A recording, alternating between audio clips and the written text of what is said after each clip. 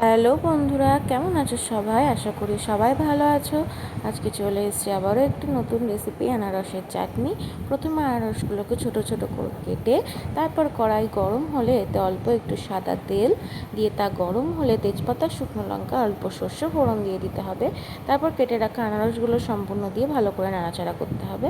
তারপর এতে পরিমাণ মতো হলুদ গুঁড়ো আর অল্প পরিমাণ মতো লবণ দিয়ে এটা কিন্তু ভালো করে নাড়াচাড়া করতে হবে। সাথে আমি অল্প জল দিয়েছি, তাহলে কিন্তু জিনিসটা ভালো মতো সেদ্ধ হবে। তারপর হালকা হালকা এরকম জলটা ছেড়ে এলে এর মধ্যে কিন্তু পরিমাণ মতো জল দিয়ে দিতে হবে। যে যেমন চাটনিতে ঝোল খেতে পছন্দ করো সেরকম দেবে। আমার একটু ঝোল ঝোল ভালো লাগে, তাই সেই বুঝে জলটা দিয়েছি।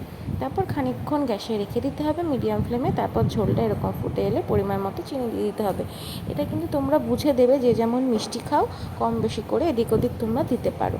তারপর খানিকক্ষণ ভালো করে নাড়াচাড়া করলে গ্যাসটা মিডিয়াম ফ্লেমে দিয়ে এটা কিছুক্ষণের জন্য ছেড়ে দিতে হবে। তারপর এর মধ্যে নামানোর আগে অল্প একটু ভাজা মশলার গুঁড়ো দিয়ে দিতে হবে।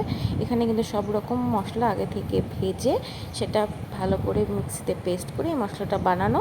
তারপরে কিন্তু কিছুক্ষণ রাখলেই আমাদের আনারসের চাটনি কিন্তু একদম রেডি। এটা কিন্তু খেতে দারুণ হয়। ভিডিওটি ভালো লাগলে অবশ্যই লাইক, শেয়ার, সাবস্ক্রাইব করতে ভুলো না।